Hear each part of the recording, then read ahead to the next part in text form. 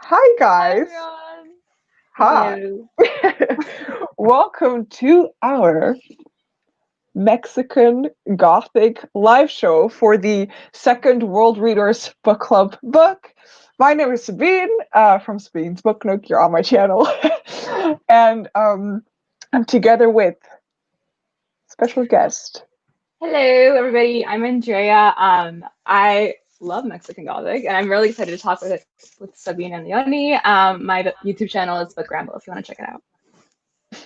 Definitely do. I think I put a link in the description box down below, and if not, I will leave links after the live show has happened. Definitely. Yes. And Leonie, my co-host, Hi. Yeah. casually taking a sip. I was just about to drink my tea. So today we will be discussing Mexican Gothic by Silvia Moreno-Garcia. Andrea, you are, I think, the biggest Silvia Moreno-Garcia fan I've ever seen on the internet. Yes, I love her writing. Oh my God, no, we have me and a few of my other friends. We call ourselves SMG Hive because we love her writing. So I might be a little biased, but it's all good. It's fine. It's fine. Before we will be getting into the non-spoilery section of our discussion, I want to mention Leonie and I. We want to mention that our November and December book pick is live on the Twitter, and that is Wicked. I'm Kingdom of the Wicked. The Wicked. Yeah, Yes. by Carrie. No, I'm forgetting the author's name. The author of the Stalking Jack the Ripper series. I Yeah. forgot her name as well. I'm so sorry. It's like blank in my mind right now. Go check out our Twitter at World Readers BC, and then it will be like right up there. So that's the book we'll be reading for November and December. And it takes place in Sicily. Yeah, in Italy. Mhm. So just wanted to mention that before we are going to get into the non-spoilery discussion. Leonie, last time you put a little pin something on the screen. Yeah. I can't do that, but you can. It's Okay. Banners? banners. Yeah, that's it. Okay. I'm sorry, people. This is an example of a banner. I'll type in non-spoilery discussion, and hopefully, ta-da! I hope everyone can see it right now, because in the first 10 to 15 minutes we're gonna try and talk non-spoilery thoughts about this book. So if you haven't finished it, or you haven't picked it up and you're just here for fun, which you can also do, of course, then you can join our non-spoilery discussion. Should we tell a little bit what the story is about for the non-spoilery things? Maybe. Yeah. That's good. So our main character is Naomi Toboada, if I'm pronouncing her last name correctly. And her dad has received a letter from her cousin called Catalina. And Catalina has been married into this English family, and her husband is called Virgil. And Catalina is talking very strangely and as if she's super scared of whatever is going on in the place that she is with the Doyle's family, with the English family. She's talking about how they are trying to poison her and that she can see ghosts. And Naomi's father sends Naomi to Catalina, to the house, to the English family to kind of figure out what's going on. I hope that's kind of a little bit of an overall, how do I call this? My Dutch sometimes and English, they're mixing in my head. Yeah, a little bit of, yes. Do you girls have anything to add to the synopsis that people need to know? It's adult. It's not YA. Yeah. I think that's important. A lot of people don't realize that. And it's a retelling of the classic Gothic horror novel. Yeah. Okay. Yes. I was thinking, is this YA? I don't think so. I mean, our main character is 22, so I think that always gives a little bit of an indication of whether it's YA or adult. So that's what this mysterious book is all about. Now, I want to know what our ratings are for this book and like a little bit of an explanation why we came to that conclusion. So I'll start off with Andrea, this side. I want to point to this side. So, yeah, I love this book. It's one of my, I guess it was one of my most anticipated, and it was one of my most favorite reads that I've read this year. So, yeah, it's definitely like 4.55 for me personally. But I am a really big fan of the author's writing, and I feel like if you don't get into her writing right away, it might like hinder your enjoyment of it. Okay. And you, Leonie? I think. Oh, wait, I have to talk into this. Initially, I think I gave it a 3.5 star because I loved the last 100 pages of the book, but like the first part was like it took me a long time to get into it. But it's one of those books where if I think back on it, I have a more and more positive view of it. So I think I'm gonna give it 4 stars. Actually, like the more I think about it, and the more it sits in my mind, the more I like it.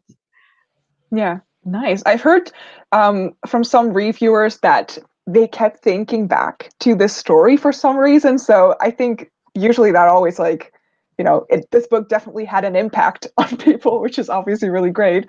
I personally would give it between a 3.5 or like a 3.75. Like I always think in my head on a scale of 1 to 10. So I give it like a 7 to a 7.5. I really enjoyed it. It intrigued me so much. And like Andrea said, I think it didn't take me too long to get into Silvia Moreno-Garcia's writing style. And I actually didn't mind the pacing difference between the first 200 pages and the last 100 pages because there's quite a difference in pacing, I think, in that story. But I didn't mind it. Like I didn't find the first 200 pages really slow. Like they still kept me really on the edge of my seat. So yeah, I really enjoyed it. I'm very curious to see how people rated it as well. See, 4.5 stars, 5 stars. Oh, so this is very interesting. 1.5. Okay. Interesting, yeah. Ooh. Overall, pretty great reviews. Like people are liking it very much. Let's see, what can we talk about next? Well, the setting of this story takes place in Mexico. I believe the little town was called El Triunfo. I'm not too sure. I think it was called El Triunfo. And I mean, how do you see Mexico back in the story, Andrea? Because you are Mexican American. Have you been to El Triunfo, or am I being very? Am I do I have an echo? Sorry. Not for me personally, but I yeah. hear it a little bit. Yeah. Okay, I'm just gonna keep talking and hopefully it goes away. But yeah, I hear it. Okay. Yeah, I'm Mexican American. El Triunfo is based on this small town in Hidalgo, Mexico, I think. I'm pretty sure. And I've never been to Hidalgo, but I have been to my family's from Zacatecas, Mexico, and from Baja California, which if you read Untamed Shore, which is Silvia Moreno-Garcia's other book that came out this year, that's like where it takes place in. So not Okay. exactly this town, but it did feel very familiar. Parts of it did feel very familiar. Okay. Yeah, I was just curious, like maybe you've been there, but I mean, Mexico is really big, so perhaps the chances are very small. But also the house was I thought it was very well described, like the spooky vibes, I just got the chills whenever the house was described. And I'm currently also watching The Haunting of Hill House. So I constantly kept kind of thinking at like high place is kind of like reminiscent a little bit of Hill House. I don't know if you've seen the show. Have you seen the show? It's so good. Yeah. Do you I get want to me? watch it. Oh yeah. Andrea, do you agree with me that it kind of Yes, definitely, and definitely goes back to it being like Gothic. Like you see the different like similarities there, and it's just so like atmospheric and like very like the house, the character. Yeah, and in the show, there's also like they're speaking of a mold in the house at some point in the story in the series, and with the fungus and everything as like a theme in Mexican Gothic, Ooh. The similarities. I'm having a little look at the comments. Yeah, I think that maybe going back to the pacing, that some people find the first 200 pages a little maybe difficult to get into. I don't know, Andrea, how would you describe Silvia Moreno-Garcia's writing style? Because I'm really bad at describing writing styles. I don't know. I definitely think she's someone who really takes time with her description. She is like very like cinematic in her writing. I guess you could say like every little thing is described, and like the thing that I like about that is that they do come back into play later on in the story. But if you're somebody that likes to have things like I guess at a faster pace, it could be off-putting just because we are concentrating on these really small moments that might not seem like much at the start of it. Mm-hmm. Yeah. Oh, I think Sabine just froze. Oh. My Wi-Fi is not good. I thought it was fixed. It's not. I'm so sorry. I completely didn't hear what you said. I'm so sorry. But that's really stupid. It like cut you off after you said it's very descriptive and she keeps coming back to things, and that's all that I heard. I'm so sorry. But no, I would say that like also when you're reading this and you're not the pacing, remember that this is a retelling of like the classic Gothic novels. So like Gothic novels do have like really slow beginnings and then they amp up in the third act. So I think that's important to keep in mind as well. Okay. Yeah, I've never read, like I told you before the live show, I've never read a horror novel before. So Gothic horror, also not. Haven't read it yet. But it was a very nice way to, I think, dip maybe my tiptoes in the genre. I'm having a little look at the comments. Some people hate Haunting of Hill House. But how did you guys feel about the house? The way that it was described, did it kind of freak you out? Definitely creepy house. Yeah. I think it's really cool because like this whole book takes place almost in one place, like the house and then the graveyard and then in the town. And I think that's already like really good that she was able to just create such a huge story in one place.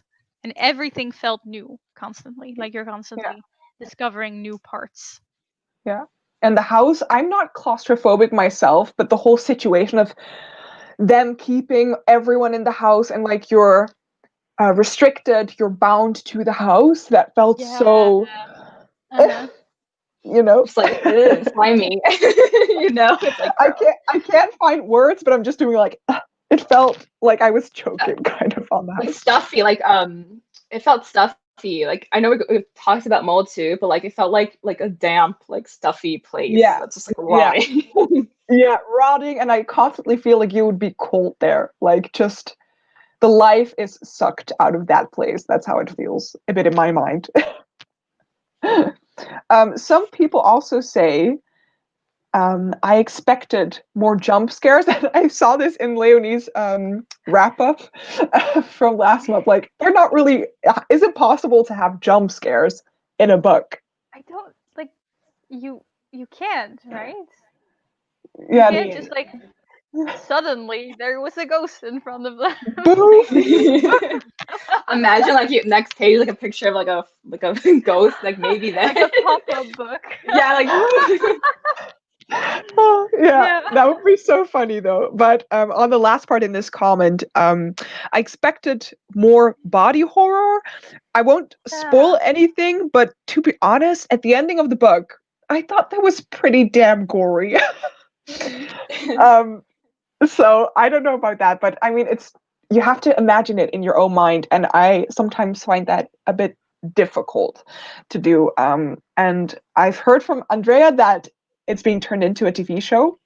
Yes, on Hulu. So excited. But yeah, I mean, again, this is a Gothic book, so that's why there isn't like as much jump scares or like body horror and stuff. It's like, very like, genre based. So yeah, I think a lot of people I heard were disappointed in this because they just expected more horror. But you know, it's called Mexican Gothic, so that's just a Gothic. Yeah, it's just different than like Stephen King or something.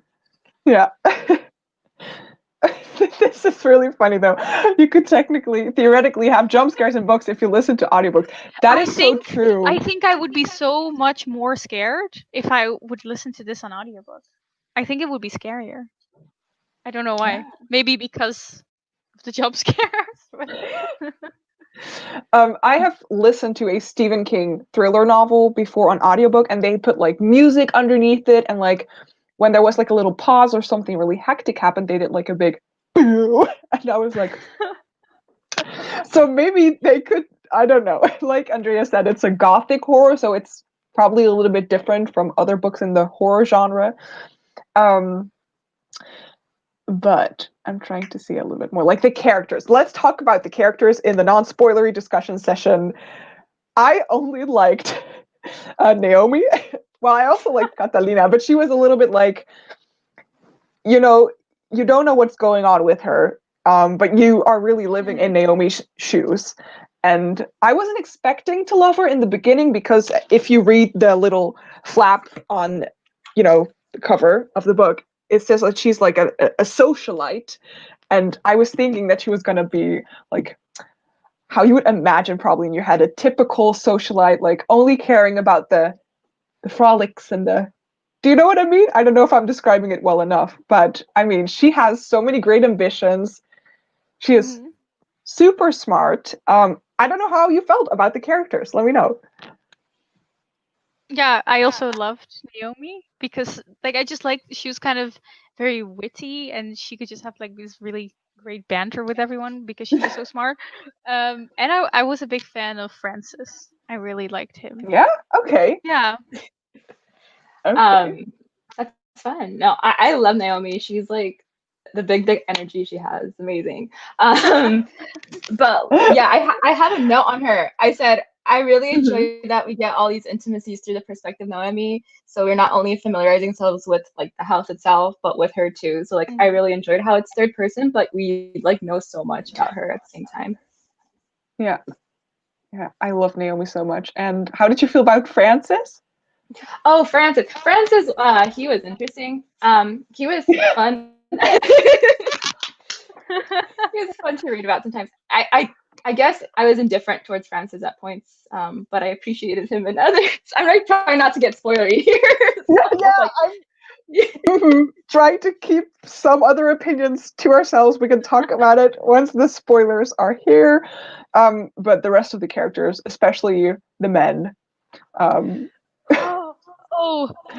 uncle. Oh God, I hate it. So creepy. Howard is the worst. The worst, and Virgil, I think, as well. I laughed about your review, Andrea. I watched it again yesterday evening. I hadn't heard of the actor, but I looked him up afterwards. A picture of the actor of Downton Abbey, and you said, typical white male, pretty boy. I mean, very true. I saw the image. I was like, yes, this is Virgil.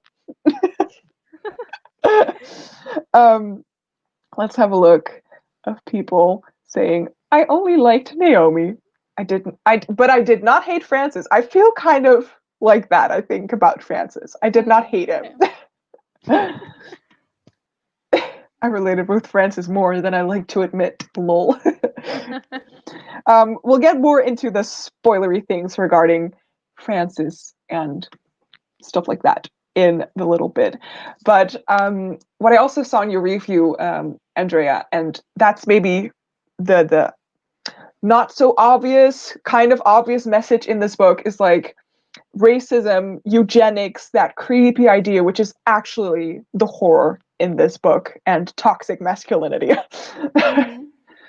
I mean, definitely, yes. I mean, from the get-go, since we meet Howard, he like brings that up, and I think not only that, but there's like an added layer of like colorism as well, because Catalina is someone who is very white. She's like a white Mexican woman, and Naomi is someone that's like darker, and so like the dichotomy between the two, the way they're both treated is just so like interesting, because it's that plus all the layers of like racism and eugenics and everything. So I think that aspect was super horrifying, and it made like this book super interesting to read, because we saw it from like a Mexican POV. You know, you didn't see the Gothic novel from like that traditional like English European perspective. Yeah. Yeah, I read some more about that because I kind of knew what eugenics was, but then I looked up the Wikipedia, not the most resourceful source you should use, but the definition. So indeed, that like it's a set of beliefs. I've written it down. A set of beliefs and practices to improve the genetic quality of a human population, historically by excluding people in groups judged to be inferior or promoting those judged to be superior. It's basically very based on scientific racism as well. And I thought that was, I think, woven into the story so well, and definitely the biggest part, the horror part of this novel. Yeah. The comments were so creepy, made by Howard and Virgil, I think mainly those two, and also Florence, I think she made a comment once in the book. It's just really disturbing and the most gross part about this book. Definitely. Let's see if we can talk about some other non-spoilery things before we get more into the spoilery discussion session. Do we have some other things that we want to mention that are non-spoilery? Well, if you follow the author on Twitter, she describes how Naomi's like name is based on this Mexican filmmaker called Enrique Taboada, and he does a lot of like horror films. So if you're interested in like learning more and seeing more of the similarities there, or the inspirations, like definitely check that out and see her Twitter. She has a lot of like info dumps of like what her characters are based on and stuff, and it could really bring things together if you're interested. Yeah. Oh, okay, Andrea, I have one last question for you since you're such a big Silvia Moreno-Garcia fan. Is this your new favorite novel of hers, or do you have... I love this book, but no, my favorite novel of hers is God's A Jade of Shadow, which came out last year, and I love that book so much. And then her other book, Untamed Shore, I love, and I might be biased in that one just because it is like my mom's hometown, like based on like around the same area. So I'm like, oh, I know like exactly what she's basing this off of. But yeah, this is up there, but it's not number one for me. Okay. That's so cool that like she has written about a place that's so close to you and your family. That's really nice. They're like from the same hometown. They have the same hometown. So I'm like, oh my god. Wait, really? With Silvia Moreno-Garcia? Okay, well, I mean, your fandom, and it's meant to be. Circle. It's a circle. Time is a circle. Yeah. Making a little comment to the book, the snake, I don't know how to pronounce it. Ouroboros? Yeah, I wrote it down. Where is it? Ouroboros, yeah. Yeah, and that's how you and Silvia Moreno-Garcia are. If I can kind of put it like that. Okay, shall we move on to some spoilery discussions for this book? Yes. Okay. I'll make a new banner. I think you can put a, what's it called, like a little check mark, and then it will become small and like go down on the screen like that. Okay, wait. I need to make a new one. Spoilery discussion. Oh, there we go. Okay, we'll get into some spoilers, our thoughts. In the Google document, I said, give me all the spoilers. Okay, what shall we discuss first? Because there are so many things that we can talk about. What to start with? Let's see. By the way, if you guys have any questions as well that you would like to discuss, please let them know in the comments as well. But maybe the biggest thing about this whole book is the fungus and how that plays a role in the story. Joel from Fictional Fates, he warned me beforehand. He said, you will not look at mushrooms the same way as you did before this book. Definitely, yes. No, it's so gross. I didn't even like mushrooms before this, and then after I was like, bye. No mushrooms in my life. I had some, struggles is a bit an exaggeration, but I still don't fully comprehend how the mushrooms and that exactly work. I don't know if that's just me. if it was me and my limited mind capacity. Because it was kind of like talked about in a little flashback when I think, correct me if I'm wrong, by the way, when Naomi had a dream about this, or she kissed Howard, like they touched lips, and then she had this flashback, right? Yeah. What was it again? I think she kind of went back into Howard's early life when he kind of discovered the mushrooms and how they could give him like eternal life and how they could heal them. And it was told very quickly in my experience, and it happened all so fast I couldn't follow it sometimes. Mm-hmm. I see Andrea looking up her notes. I'm like trying to find the scene in the book. No, but I do get what you mean. It did happen like kind of in a way that you kind of had to reread it at times. Like I know I did definitely had to go back and reread it. But the mushrooms themselves, they reminded me, or the fungi, because like fungi have like hive mind, or there's like something with hive minds and like fungi, like because they're all connected at the same root. So like that's how I kind of explained it in my head. I'm like, oh, it makes sense. It would be mushrooms since like they're all really, really connected, you know, to each other. So that's kind of what I did it on. Yeah. I'm trying to see how some other people felt. Someone says, it took me a full month to get over the fungus to eat mushrooms in food again. But the scene that is still standing out in my brain right now is the scene at the ending where they go into the tomb and you have like the glowing mushrooms. It is I loved it. beautifully described, but it seems like a big nightmare as well. I think that's what I liked about this book, is that all the gruesome things were also like kind of beautiful. You know, like just the way it was described, like that it was like, you know, there was lights and it was glowing and all these mushrooms, like it was like gruesome and scary, but also kind of pretty in like this weird, gory, horrifying way. And I really like that when horror is very visual, like such a visual impact that it gave on you, and I can still see that scene in my mind. I really like Yeah. that. Yeah. That was, yeah, I immediately looked up foxfire mushrooms after that to see how actual glowing mushrooms, like what they look like, or fungus. Oh, Yeah, and it was really cool. I'd say go look that up on the internet. good idea. But the thing I think that also kind of confused me with the whole fungus thing was the gloom. Mm-hmm.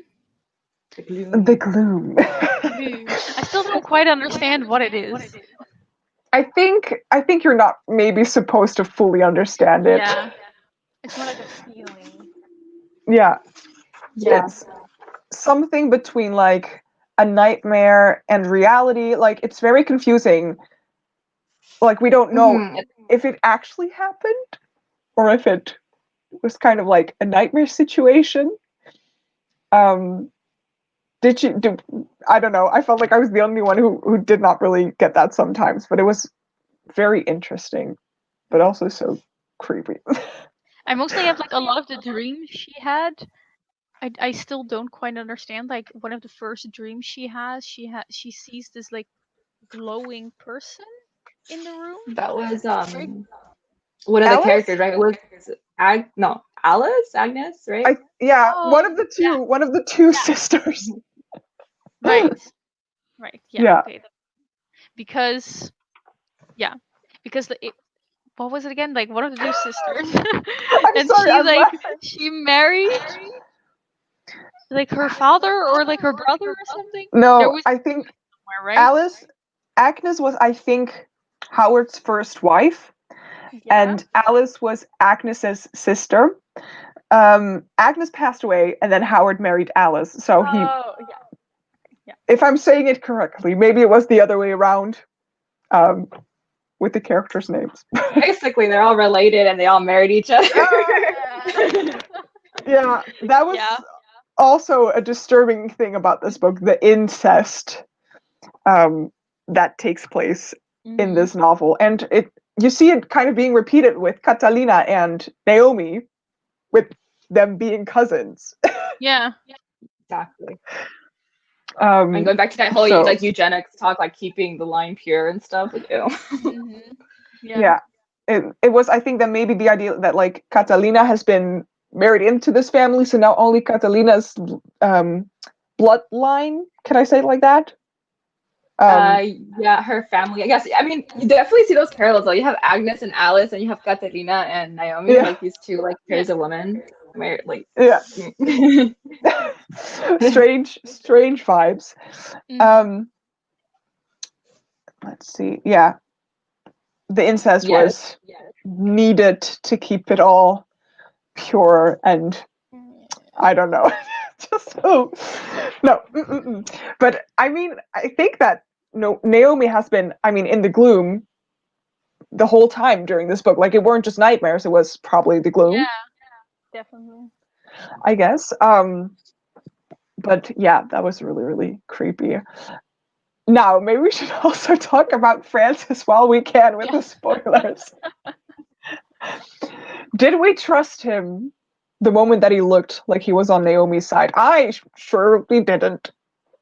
Yeah, I was stupid. I completely trusted him. I was like, oh, I didn't realize that he was going to be a big character. I was just like, oh, just nice character. He's nice. Someone who is nice. And then he like betrayed everyone. I was like, oh, I'm dumb. And you, Andrea, how did you feel about Francis? Francis. So at first, because we see him through Naomi's eyes, I was like, he's probably just like not gonna be that like consequential at the end of things, but you know, it's things changed. Yeah. I see some other people saying, I didn't trust him. I trusted that he would come through in the end, and apparently he did. But I also felt so like the last chapter went in a direction that I wasn't expecting, to be honest. Definitely not. Yeah.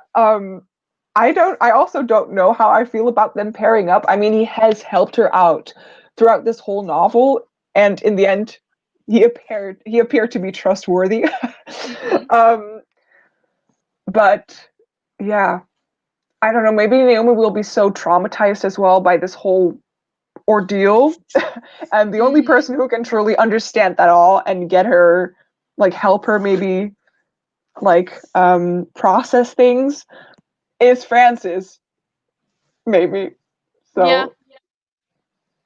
The pairing, like I mentioned it in the group chat, but it definitely did surprise me that they kind of had like a sort of pairing up at the end, because like Silvia Moreno-Garcia, she like never keeps her characters together. So I was like, oh, okay, we're doing this, you know. So like it was kind of, I was surprised by that, but I don't know if I was exactly like put off by it, just because like they have been through like so much. And again, going back to like the Gothic like novel horror aspect of it, I was like, okay, it kind of makes sense that they would be paired up together. And like last night, I was like trying to read in between the lines, because she does that a lot. She like writes in between the lines of the last chapter. And I think it is kind of more ambiguous than just them getting together. Like I'm reading it, and it's like basically she's telling him he needed a story and she needed to tell one, so he didn't care whether she was lying or speaking the truth. So I'm like, maybe she's just there for the moment, maybe she's not. I don't know. We'll find out. yeah, we'll never find out, actually. Yeah, that was also, well, I'm not really frustrated by it, but I wanted to see Naomi and Catalina's lives after this. Like, I want to know what is going on. Like, will she study anthropology? That's my biggest question. Yeah. Will she follow her university dreams? What do we maybe have some like fan fiction type of ideas of like how could this? What happened? Yeah, I'd like to believe that she goes to university and like yes, gets her master's. Yes, become an expert, please. She doesn't study anthropology. She goes into biology and becomes like a fungus professor. Imagine. Oh, that would be so funny. Just a whole career kind of switch. I'm trying to also again check the comments. I was so confused with their wedding ceremony. Like, are they married for real? I don't think so. Yeah. I mean, they told about like how Howard could marry them, but maybe it was just talking bullshit. I have no clue. um let's see. I honestly thought Francis would turn his back on her when she found out. When she found out, oh, maybe about the fungus or something. Mhm. I'm sorry. Um, I don't know. did you guys think that? Did you think he would like betray her? Yeah, I mean, I'm always very I'm unlike Leonie. I'm very skeptical when in like a book like this where the whole setting and the whole family, it's just not okay. And then that one person, that one person is good. I'm like, are you really though? So I don't know, but Leonie trusted him. Yeah. I think then the moment he turned his back on everyone, I was like, okay, this is it, But I don't know. I did kind of expect him to kind of turn around again because it seemed more like a last resort for him, kind of like an attempt at betraying. But I just felt like, oh, he's probably not going to be like evil enough or something to pull through, So I did expect him to kind of turn around. I also thought that, I mean, he is really part of the Doyle's family. I thought he's not going to get out of this. Like, he's bound to the house, and something in the gloom or something, I don't know, will keep him there and he won't be able to escape. But then he did. But I do like how it's kind of open-ended. Like when he wakes up and he tells Naomi about that dream, I was like, ooh, like what? Like there's potential for like something more, but I know she's not gonna do it. I know the author's not gonna do it. But like it's there. True. I stay away from fungi forever. Never again. Some other characters that we can talk about, of course, I think Howard and Virgil are one of the bleh. I think throughout the entire book, I just had no idea if Virgil was gonna be like some kind of weird love interest. I mean, I hoped he wouldn't, and he didn't. But I was like, is it gonna be that kind of story? I didn't know. I don't know if anyone else had that because I was like, oh, Gothic horror. Usually, there's like some kind of guy in the mansion that turns out to be the love interest. So I was like, is he gonna be? Yeah. I was watching this lecture by Silvia Moreno-Garcia on Gothic. It's on YouTube if anybody wants to watch it. But she did like an entire lecture on like Gothic and like the genre conventions and all that kind of stuff. And she talks about how the term like gaslighting and gaslit comes from like Gothic horror fiction. And like that's like very intentional with Virgil. Like he was not only gaslighting Naomi, but he's like gaslighting us to be like, what is happening? And like, am I thinking too much into this? Like that kind of stuff. So definitely that, like he was like number one gaslighter, I think, like throughout the entire thing. Virgil, your number one gaslighter. Yeah. True. I was gonna say something about that. I don't know right now, but he's so manipulative, and just his scenes where he kind of like he just tried to rape Naomi. Yeah. That was, I think, the first scene, one of the very first scenes where in the book I was like actually spooked and just disgusted. Not only by the eugenics theme in this novel, but then also her being in the bathtub and then him all of a sudden standing in the bathroom and like coming closer to her. Just imagine. I mean, terrifying. No, like that scene mostly horrified me because of the way it's written. Like it's written in such a way that like normal romantic scenes are also written in other books. So I was like, what is going on? Like, it's really weird because that was kind of the gloom, right? Like he had this power over her that made it like extra scary that he could like make her not like it. Oh yeah. So I thought it was very well. You as a reader also become confused by what is going on. Like you really feel what Naomi is feeling and thinking.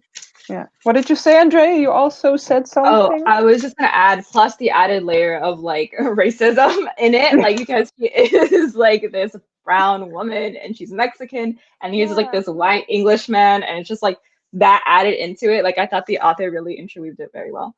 Yeah, yeah. I don't know. I can't exactly quote them, but they say things such as like, "She's a fine specimen" or something, or they just keep Yeah. on. They just keep on highlighting that she's stunning, and like, I mean, she probably is stunning, but like, don't not in their way of how they mean it, and Mhm. yeah, adding that on the whole, trying to rape her and trying to marry her into the family is just nope. um, I don't know what someone is talking about. Those parts made me so uncomfortable. I think probably about the whole Mhm. gloom manipulating things as well.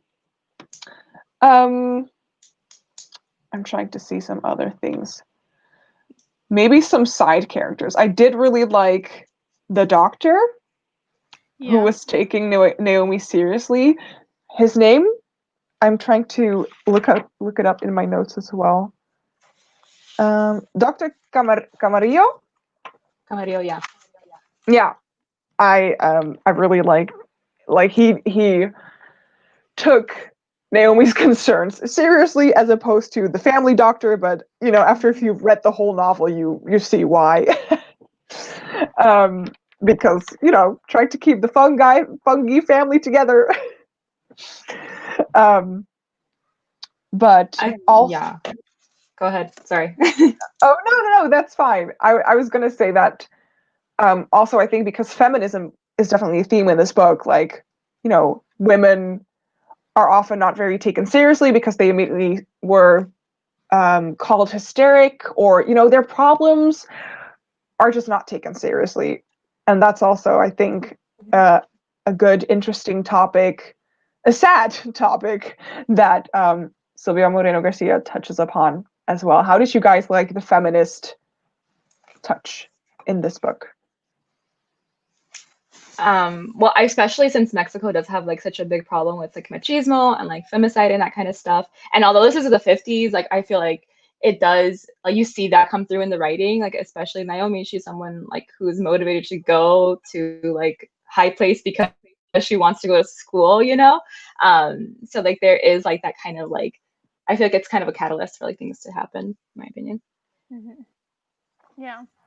Yeah, I think it was also kind of interesting the way that Catalina was just, you know, like the women are just not believed, and it's kind of still that time where if women have problems, they just say, "Oh, you're just crazy," you know, just hysteria, things like that, and that's just, yeah, it's just weird that that happened like 50 years ago, and still sometimes. Yeah, I was gonna say still sometimes. Yeah. Hmm. Someone asked us, what did you think of the zombie servants? Um, what did you think? um, I have to admit that I kind of forgot that they were zombies. Because And you, Andrea? Yeah, they were just there for me. At first though, when they were first introduced, I thought they would like play more a role into it. I was like, oh my God, Mm. what are these people gonna do? But they were just there, you know. They were there to like I guess give like an atmosphere more add more atmosphere to like the place and the setting. And like someone said here in the comments, reinforce the theme of overcoming free will, and like I totally agree with that. Um, I am looking it up. Is it a new comment? yeah. I'm so sorry. Oh, yeah, I see it here. Yeah, very true. Like Howard has had, and like with the whole mine situation, they have taken so many people's lives, if you think about it, just for the sake of keeping the also amazing fungi, mushrooms alive. Hmm. I mean, only their family is benefiting from it, and like, I could see that not the whole world should be able to have access to it, and it's some type of twisted mindset, I guess. But it's basically just like 5 people who are living off this fungi. Like, Yeah. so many people have died just for the benefit of that. Also, the mine workers for the Doyles, they got infected right with the fumes, the dust of the fungi, Mhm. and they just buried them in a mass grave. Totally. It's terrifying. I mean, we're going back to like the exploitation of like brown bodies by white people. Yeah, It's right yeah. there, you know, like talking about the true horror of the book, like literally it's like Mhm. there. Yeah, and especially when they even um, um, said that they also didn't have any like tombstones. You know, Yeah. like I believe they said that like no tombstones, so like people didn't even know or couldn't know if their family members were buried there. If I'm saying that correctly, I don't know if I said that the way that it is described in the book. And like the zombie servants, it's just Howard has sucked them empty from their self-conscious, I Mhm. think. But yeah, like Andrea said, it gives like a nice touch to the gothic horror theme. Like it adds to the atmosphere of the book. But besides that, it's not as if I was super intrigued by their characters, like their Mhm. persona or something. Because I mean, they're zombies. There's nothing really left of the servants anymore. Now that I'm talking about the servants, did you expect Naomi to kill one of them? Nope. I feel like I didn't expect like when it happened I wasn't surprised, but I didn't Mm-hmm. exactly expect it, if that makes sense. Like I feel like it's like she would do that in my opinion, but Okay, yeah, I don't know, like Naomi, like we said before, is such a strong female character. I mean, I just love Naomi, but I didn't know if she would have it in her because she kind of pushes Virgil and he like hits his head on the bed. But I thought she held the razor in her hand, but it kind of came across to me as if like she didn't dare to slice his throat as well, and then she just did it with the servant. Um, so that was why I was kind of like, oh my god, okay, well, what's going on? Mhm. um, but someone said that there was not a lot of body gore or body horror, but I mean, here we have it. Yeah. Yeah, especially towards the end.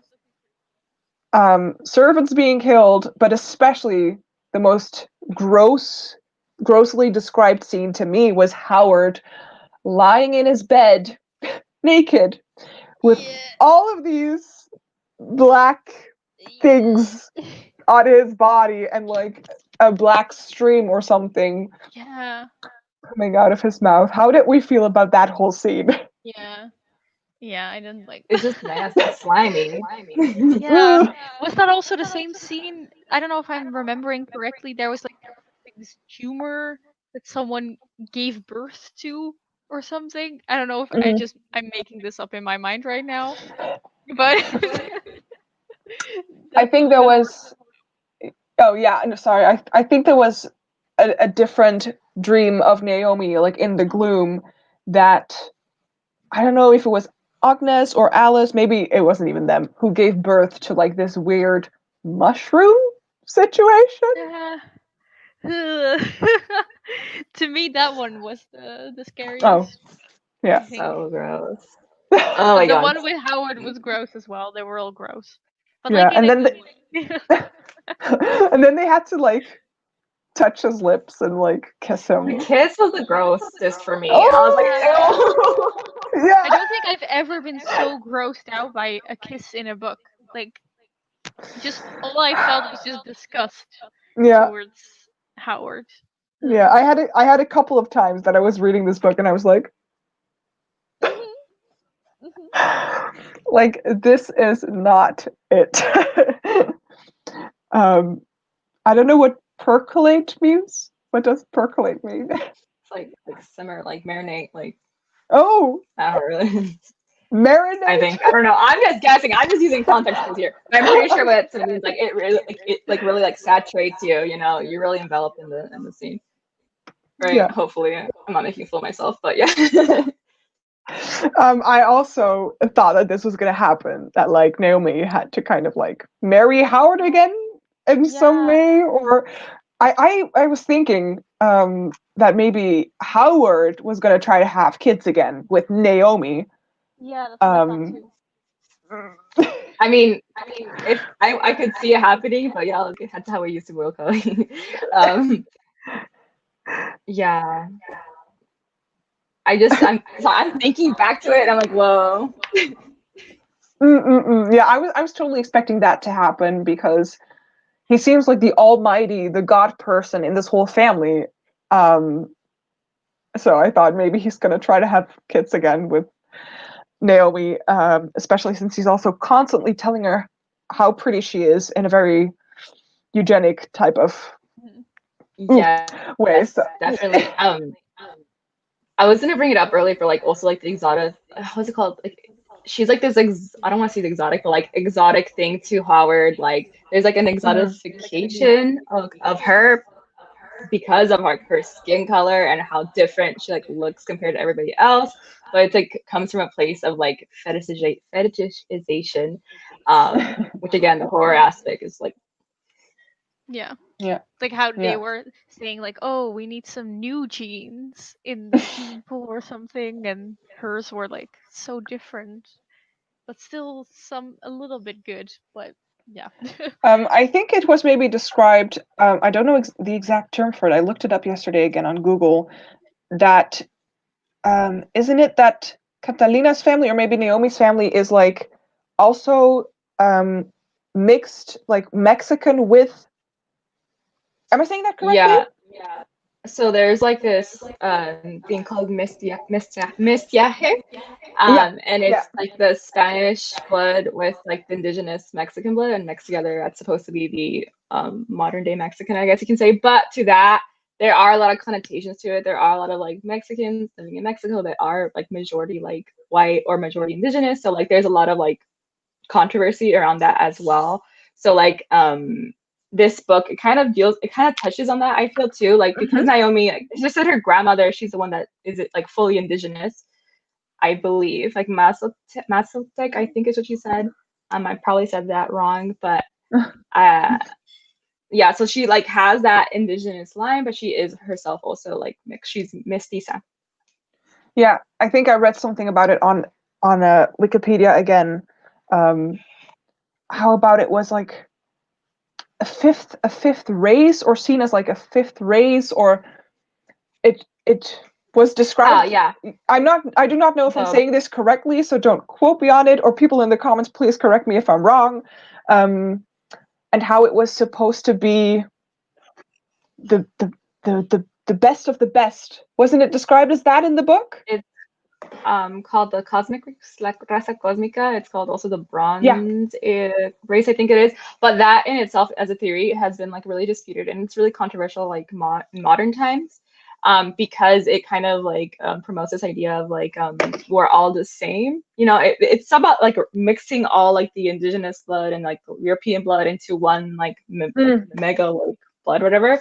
But there's a lot of like problems with that, just because in Mexico, like indigenous and Black people in Mexico are like really like there's a lot of racism and colorism. So there's a lot of controversy in that. But yeah, they do mention it like in the first few pages of this book, which I thought was super interesting. Yeah, I've definitely written down some new terms and things that I can look up on the internet and learn more about after this whole discussion and everything. So yeah, that's something that I looked up yesterday as well on Google, because I was looking into everything that I read about just the Doyles and their creepy eugenics ideas. I want to ask you guys, the people in the live show. Oh, is Andrea stuck, or am I? Oh, I think so. Oh, are you back, Andrea?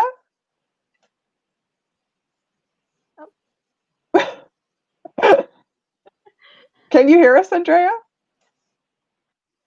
Okay, yes. Okay. I think you were stuck as well. I was going to ask, maybe some people have in the comments have some questions for us as well, or maybe you guys want to share your experiences while reading this book, or like your thoughts and everything. I just want to say I really, really enjoyed this book, and I will definitely look more into Silvia Moreno-Garcia's work.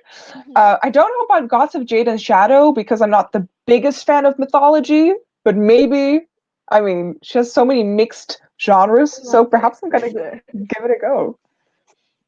I'm like, I have it here somewhere, I just don't see it. No, it's really good because it's mythology, but it's based from the Popol Vuh, which is like the Mayan like codex. So it's like probably it takes it in a way you haven't really seen it in like a contemporary like book or whatever. And it's historical fantasy. It takes place in the Jazz Age. It's really fun, and it's Death and the Maiden trope, if you're into that. What kind of trope does it have? Death and the Maiden, like it's like the god of death and this girl. Ooh, okay. Maybe how'd you say that? I've Death and the Maiden, yeah. I've reconsidered it. I might, yeah, I'll definitely have a look into it. Some other people saying as well. I love mythology, so I might check that one out. Yeah, and this one's definitely paced too. Like if you thought Mexican Gothic was too slow, it has a different pace. Okay, good to know. Also, the writer's thesis was on eugenics and Lovecraft. You can find it on her website. I don't know what Lovecraft is. That's one of those very well-known H.P. Lovecraft, horror author who was also. Okay. Andrea, I definitely need to look into that horror, like the Gothic lecture that you told me. I can link it. I can link it to you afterwards. But it's really interesting because you really see like where exactly she like drew like specific inspirations from and stuff like that. I saw somebody mention Yellow Wallpaper earlier. And yeah, she was definitely inspired by that too. Okay, I will definitely have a look at that lecture. I think that would amplify how well done she is, like how well she's written this book and like everything. I think that would be so interesting. Oh, maybe you have an answer to this one, Andrea. I've seen that actually. I see some people that have really enjoyed Gods of Jade and Shadow, but not so much Mexican Gothic. So definitely check it out because it is differently paced. The world is different. It is basically it's an adventure. It's a voyage. So she has to travel to do something with a god of death, a Mayan god of death, and they travel to like different places. And there's much more settings in Gods of Jade and Shadow. Ooh, cool. Okay. Very nice. And she has also written like a lot of other books, right? Because I know that on BookTube, I've mostly heard of Mexican Gothic and then Gods of Jade and Shadow. But then I was really surprised to see that she has so many books. And also, yes, that's why I keep screaming about her so fast. Yeah. Her other popular one is called Certain Dark Things, and it's about vampires in Mexico. It's about like no, not noir, but it's definitely about vampires in Mexico City and different types of vampires. There's like indigenous vampires and there's like white European vampires, and there's like this entire like narco like angle to it too, which is really interesting to read. She always makes a lot of smart commentary about like racism and colorism in Mexico.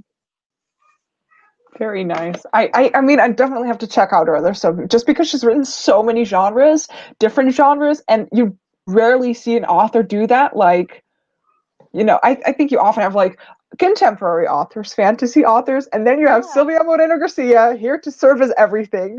Yeah.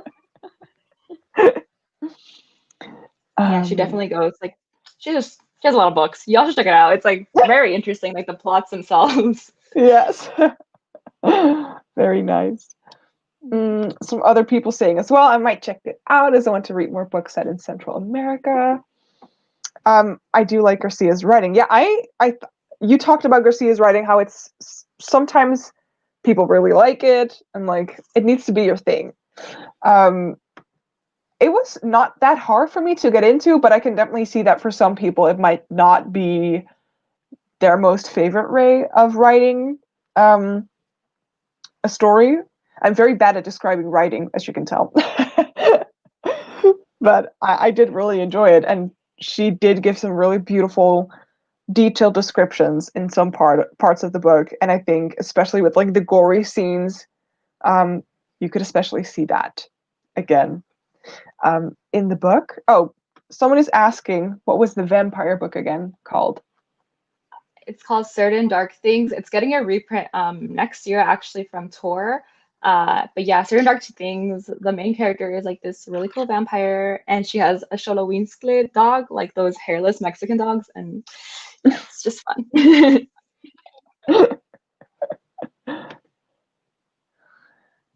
Okay, let's see if people have some more questions. Or if you girls have some other topics, some things that you wanted to discuss. I wanted to mention Catalina. What do y'all think of like her, like I guess at the end of this book? It seemed as if she was like completely at her senses again, if I can say it like that. Like, you know, Naomi and her, they've been through this thing together right now. And I mean, I do really like that idea. And just during the whole novel, I just sometimes really did not know what was going on with her, because she'd have moments where she was just talking and then all of a sudden she just like stopped. Yeah. Was that the gloom, probably? Yeah, I think she was just completely, I don't know, like she always, to me, felt like she was just kind of like on drugs the whole time. But that was probably like the gloom that was just messing with her mind. Yeah. I wished we would have gotten to know Catalina a little bit more throughout the book, because I never really got like a sense of who she was, which makes sense because she wasn't really herself at that moment. But I would have liked to see a little bit more of her backstory as well. Yeah. And she definitely became a badass. She did. I really like that she had that moment at the end. I thought it was perfect for her. But like I did a second reread of this book like 2 days ago. So we do see. I feel like we do see like on the second reread, we do see like glimpses of Catalina, but like again, not full pictures. But basically, like she's such a dreamer. She like really believes and lives in fairy tales. Mhm. Is what I got from her. So like I feel like oh like would make sense that she is like the one stuck in this like, high place, right? But like I was reading it and like Naomi constantly mentions like Catalina like being really into like fairy tales and whimsical things and just like very dreamy. So that's what I got from her. Mhm. Yeah. I forgot about the fairy tales again, but yeah, it makes sense that she would go to a place like High Place. It probably seems like a wonderful castle to her. Mysterious castle.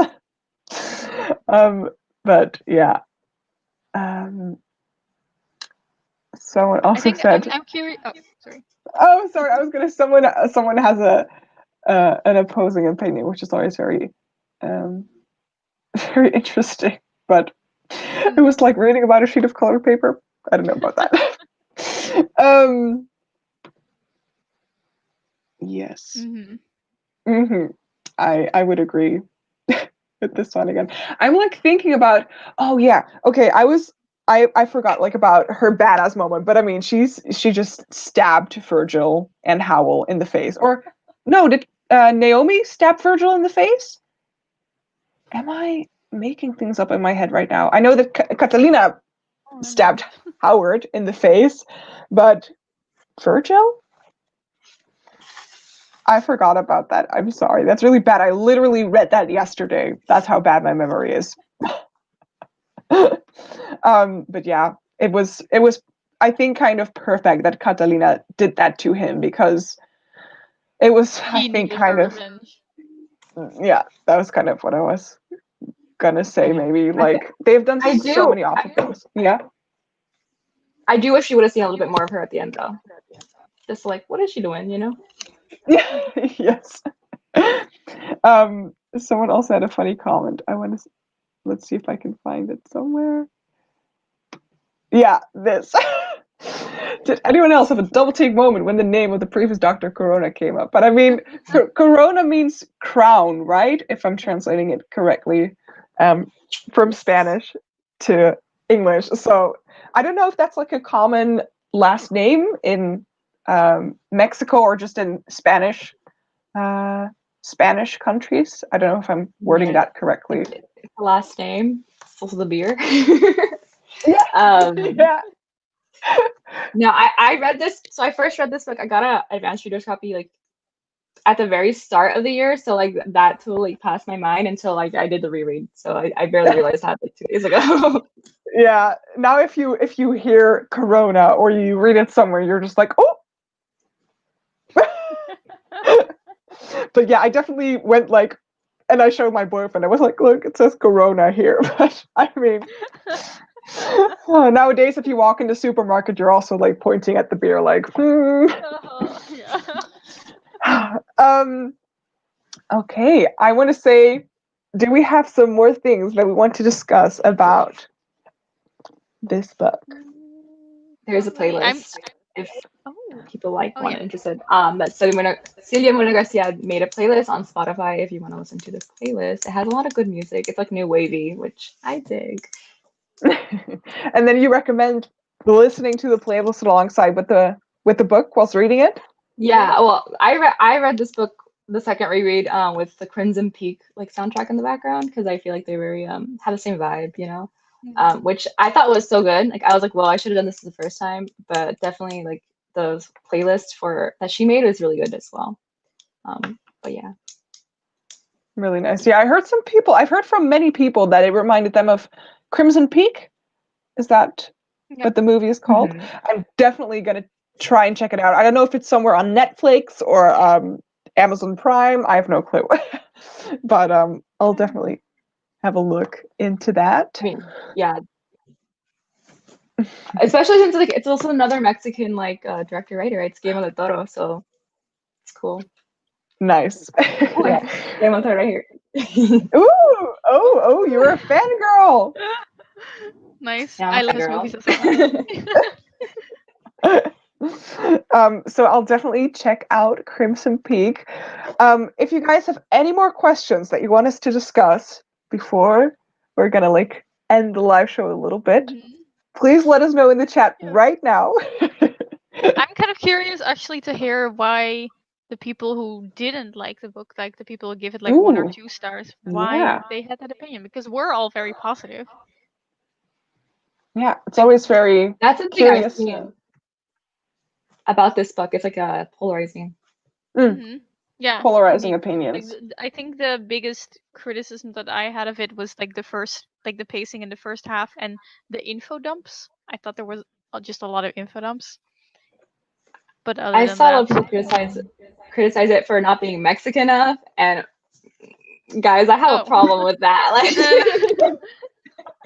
I keep seeing that comment, and I'm like, oh my god. but what does that it, even mean? Not Mexican? exactly.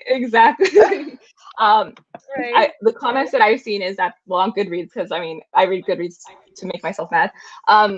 Basically, they're saying that it wasn't Mexican enough, quote unquote, because like it didn't like really involve like the Mexican backdrop because we are like in this English town in Mexico, but so, like the setting itself.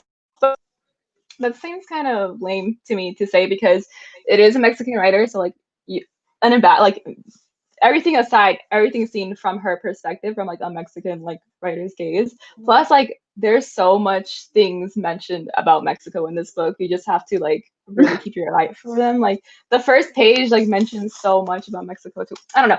I could go on a rant. I'm just not gonna do it. I mean, I'm not mad if you would. I think maybe just a lot of like artists are mentioned in it as well, and correct me if I'm wrong, like musicians too. Just a lot of names are being and references are being made in this book, but also like the whole colonialism and eugenics thing.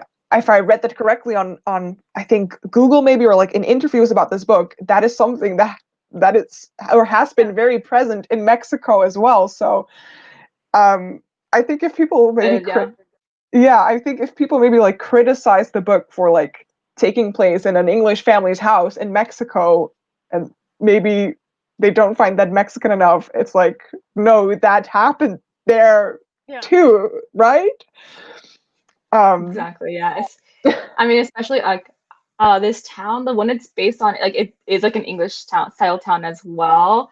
And it's also like a pueblo mágico, and it's like a magic town. So they're like these special little towns in Mexico that are like historically like, you know, revered because they're like so cute and like the architecture and stuff like that. So I'm like, dude, like, do some research before you go off, like, you know? I think I'm gonna have a little look at the chat if people responded. Yeah, I think maybe indeed the pacing will be, or is why some people maybe weren't too impressed by it, or like gave it a low rating, I should say. Ooh, I didn't like the second half because the first half set up such a great premise and suspense, whereas the second half was like, well, let's just throw in some murderous people. Um, I don't know how. Murderous people. I I like think the murderous people. I think maybe it's also just very satisfactory and kind of like not a redemption arc, but like you said, Leonie, like the revenge that Catalina takes on Howard, and just you want to see this toxic, awful English family just get it over with them, and you see that happen in this book, and I did not mind at all. Again here, first half was kind of slow paced. Yes, the second half was so fucked up. I couldn't put it down as well. Yeah, same.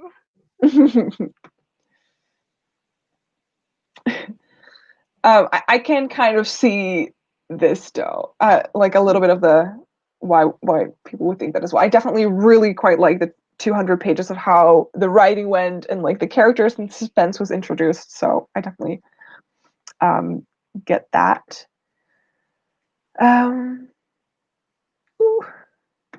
Yeah, I think I've seen some pictures of the town or like the house on the internet. I'm not too sure, but I'm gonna. Yes. Go on her Twitter. She like posts so much things Okay. about this book. Like, if you go on her Twitter, like, you'll find everything. I'll follow her. I don't know if maybe I have already followed her. I'm not too yet. I'm not too sure. Yeah. I'm happy that Francis has kind of like a little bit of a, how do you say that? He will hopefully live on after this whole trauma. Hopefully. Yeah. Hopefully, yeah. We don't know yet. Might never find out. Yeah, she's not a fan of like sequels or anything like that. So okay. Yeah. Well, maybe sometimes from it's the just series. no, maybe. Yeah, but I mean, sometimes it's just good to stick to one book and like, you know, it was good. It was really good, and like maybe it's best if with this like open ending, kind of. Okay, I think we're gonna leave it at this. Maybe if you have anything to add to the discussion, let me know. Not me. I'm like looking at my notes. I'm like, no, I don't think so. Okay. We're both here with our little notebooks, like, ooh. I need to start making notes on the next book as well, I think. Wait, what did you say? I need to start making notes on the next book. Because last time you also had your little notebook. I've been starting making notes with all of my reads since the Poppy War, actually, I think kind of.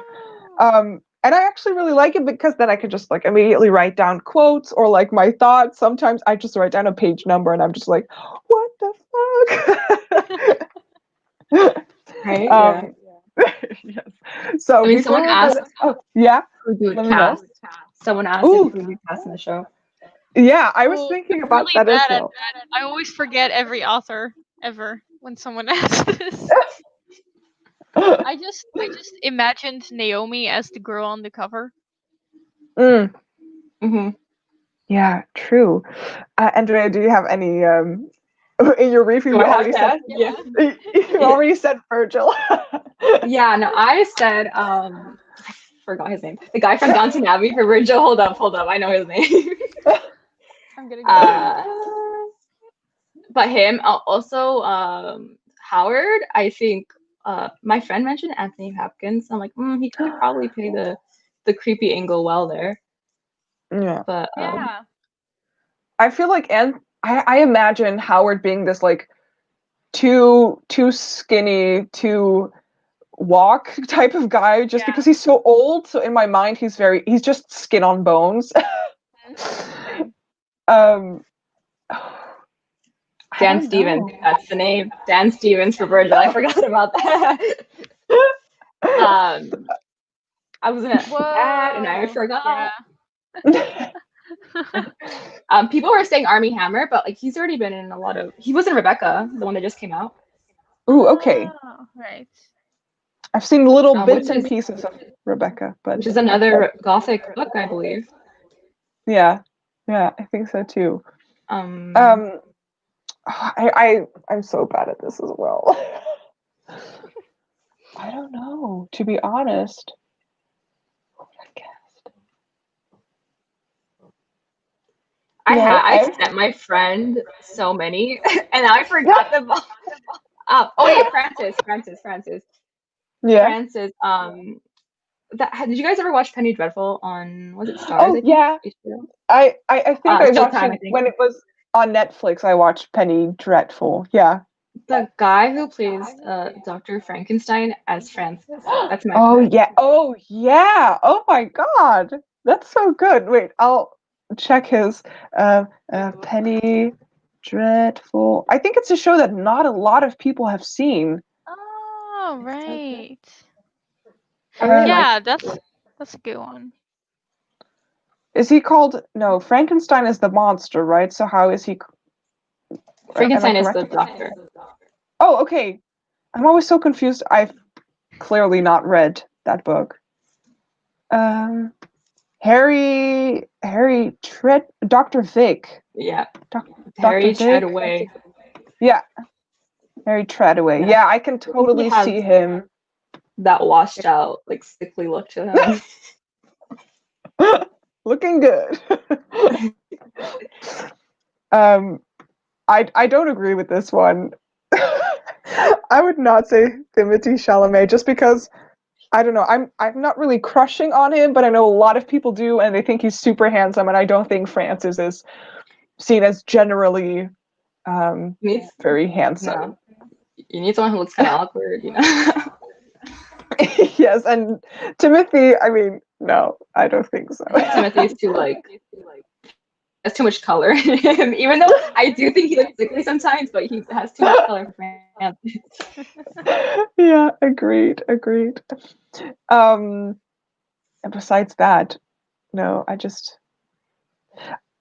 can't imagine.